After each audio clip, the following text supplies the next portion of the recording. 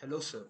I am B. Aditya from class 6 semester Triple E department, and me and my friends Advik and Anik would be conducting the phase 2 experiential learning in the course Principles of Management and Economics. The topic we have selected was globalization and international trade. In this session, we would be conducting an interview from an industry expert. In the first phase, we have explained about the history of globalization and what is international trade and the trade agreements and trade barriers. Uh, we also conducted a case study on the supply chain and the procurement of a sari. So in this interview, we would like to conduct an interview to know how trade occurs in the real life, the the requirements of the supply chain the and the raw material procurements in the agricultural sector.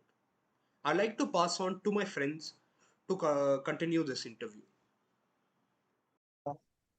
So good evening, everyone. So this is my grandfather. He's owner of Navjivan Machinery Stores, Ambajogai, Maharashtra. So हम चार लोग हैं जो आपको तीन लोग हैं हम जो आपको क्वेश्चंस पूछने वाले हैं इकोनॉमिक्स सब्जेक्ट के रिलेटेड अपने अच्छा। आपके शॉप के बारे में आपने कैसे ग्रो किया है जीडीपी का क्या फर्क पड़ा है इकोनॉमिक सोशल सर्विस ये सब के बारे में हम क्वेश्चन पूछेंगे तो आपके बारे में थोड़ा इंट्रोडक्शन करिए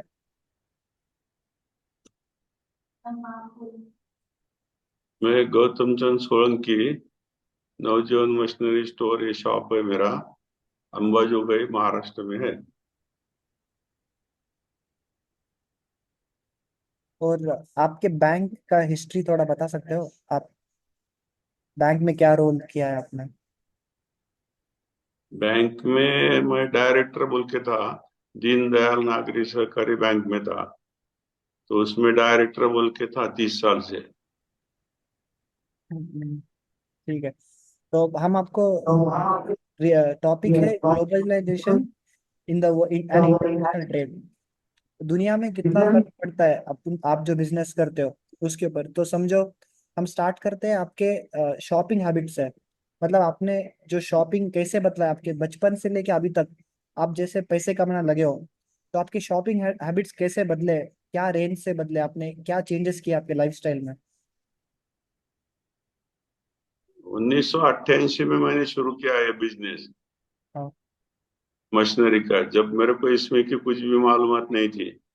हम्म, तो एक आदमी लगा के मैंने पहले शुरू से शुरुआत की, लेकिन कौन सा भी बिजनेस रहा तो शुरू करते समय हाँ पूरा ध्यान अपना उस पे चाहिए, हाँ और अकाउंट के बारे में भी उतना ही ज्ञान चाहिए कि अपने अकाउंट क्या बोल रहे हैं और क्या करना चाहिए ये देखना चाहिए पहले।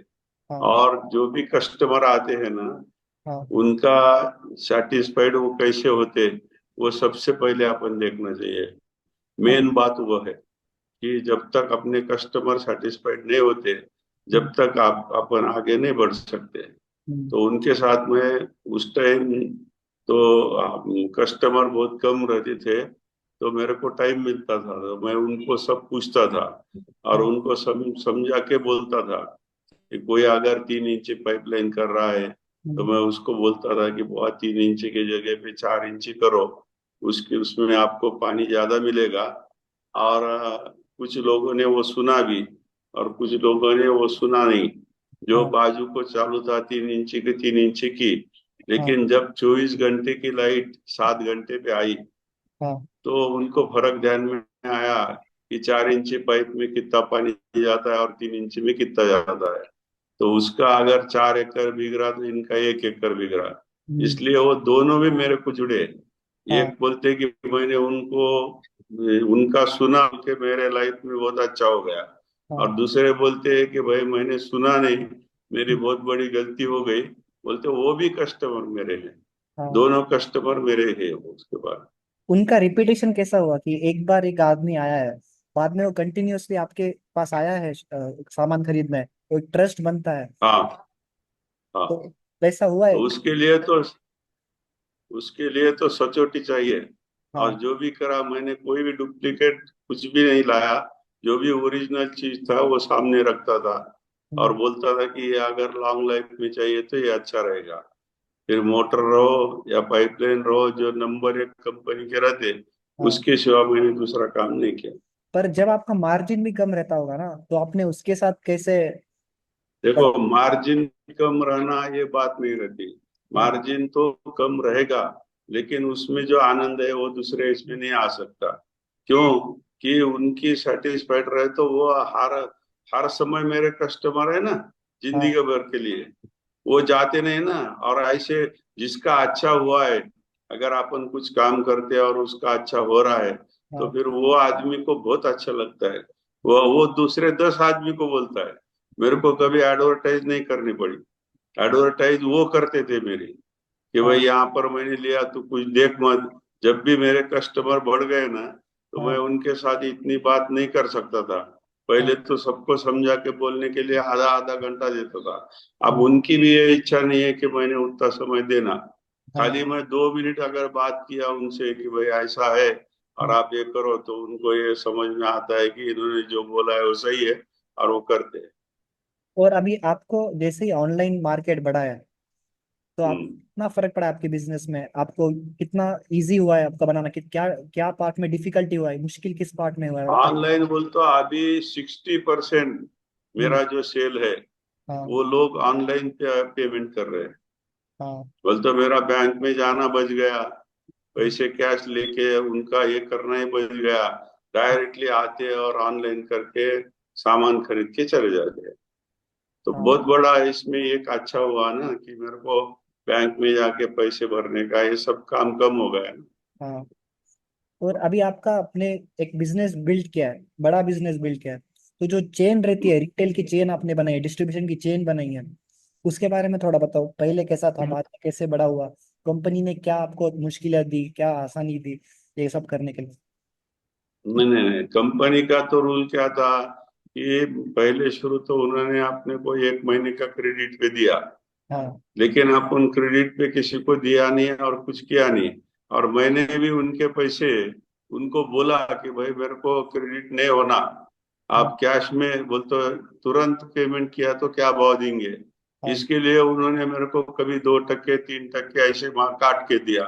तो मेरा तो आज प्रॉफिट बढ़ गया ना, और लोगों को सस्ती मिल रहा है। हाँ। तो आपको क्या लगता है, क्या आप अगर कोई बिजनेस अभी खड़ा करना चाहता है रिटेल मार्केट में, हाँ। डिस्ट्रीब्यूशन मार्केट में, तो उसको क्या एडवाइस दोगे आपकी? ये गलतियां मत करना जो मैंने की है अभी तक।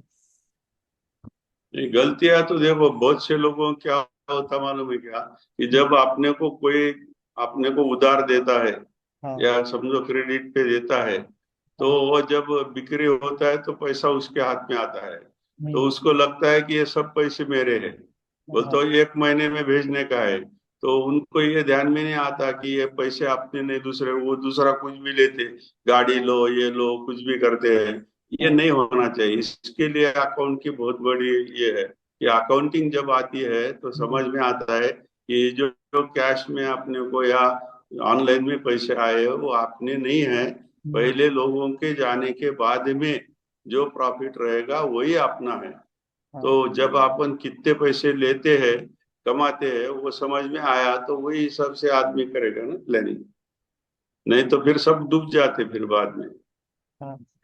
और अभी आप भी बड़े हो, आप जैसे बढ़ते हो, आपने जो कंपनी ली है जिससे आप माल बेच रहे हो, जिसका माल बेच रहे हो, वो भी बढ़ती है। तो जैसी वो भी ओ, कंपनी बढ़ती है और हम भी बढ़ रहे हैं, तो उनकी कंपनी ओ, बढ़, फर्क हमारे पे क्या पड़ता है?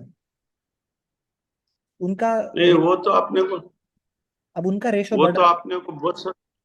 सहकार्य करते हैं ना वो। अपना भी बिजनेस बढ़ रहा है ना। हाँ। हर प्रॉफिट टाइम अगर बोलिए बोलिए। क्या, बोलिए बोलिए। नहीं नहीं, उसका जो भी उनकी जो कंपनी बढ़ रही है ना, उनका सेल बढ़ रहा है हाँ। हर साल के लिए। तो मेरा भी हमारा भी सेल बढ़ रहा है ना। तो ऐसी कोई क्यों, तो कंपनी। वो ऐड करते हैं, हाँ। उनके ऐड के हिसाब से उनके हिसाब से ही माल बिकता है। जो अच्छा। कंपनी अपने नाम पे चलती है ना, तो हाँ। वो कंपनी का ही माल सबसे ज्यादा बिकता है। और आपने कोई ऐसे कंपनी के साथ किया है जो हर साल नीचे गिरती गई, नीचे गिरती, बाद में बंद हो चुकी है, अब उसके माल आपके पास पड़े हुए हैं या माल उन्हें वापस मंगाया है, तो उनका कैसे फर्क पड़ता है अपने business के ऊपर?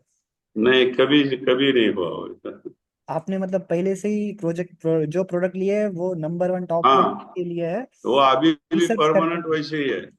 फिनोलेक्स रंदे, सीआरआई का रंदो, पारस का रंदो, ये सभी का कंपनियां जो थे ना, वो हाँ। टॉप लेवल के है। वाह। और उसके पहले एक हस्ती कंपनी बोल के भी थी, वो हाँ। भी बहुत बढ़िया थी, लेकिन वो दूसरे ने खरीदी। अच्छा। तो उनका माल कुछ बाद में नहीं जमा, तो उनका काम भी नहीं हुआ। और लेकिन आपको। अभी भी जो प्रोडक्ट बेचे हैं, उसके हाँ। लिए तो वो खुश है ना। हाँ। वो तो खुद होके बोलते हैं कि हस्ती का दो। मेरे हाँ। को समझा के बोलना पड़ता है कि वो कंपनी बंद हो गई। हम्म। और अभी आपको जीडीपी पता है? इंडिया का जीडीपी रहता है, हर कंट्री का जीडीपी रहता है, ग्लोबल का एक पूरा इकोनॉमी रहता है। तो आपको लगता है अपने बिजनेस का कुछ कंट्रीब्यूशन है उसमें? अपन जो टैक्स पे करते हैं, हम जो ये करते हैं, रेगुलर और टैक्स पे करते हैं। 100% उसमें तो है ही ना। जीडीपी में अपना हिस्सा रहता ही है ना। अब तो सब जीएसटी का ये है। जो हम्म। भी बिलिंग कर रहे हैं ना अपन, मेरे हाँ। को तो टर्नओवर ज्यादा होने से मेरे को टैक्स इनवॉइस लगता है। हाँ। और टैक्स इनवॉइस में तो पूरा उनको 1 मिनट में तो गवर्नमेंट के पास चले जाता है मेरा बिल, और कितना आपको मैंने बेचा है और कितना आया है। आपको कुछ लगता है जो गवर्नमेंट अभी स्टेप्स ले रही है, इनिशिएटिव्स ले रही है, कुछ अपने बिजनेस में फायदा हो रहा है? अभी नया टैक्स ये आया है, रेजिम आया है, तो आपको लगता है उसमें से कुछ अपने को बेनिफिट मिल रहा है? बेनिफिट का संबंध ही नहीं, वो टैक्स का संबंध है ना। हम्म।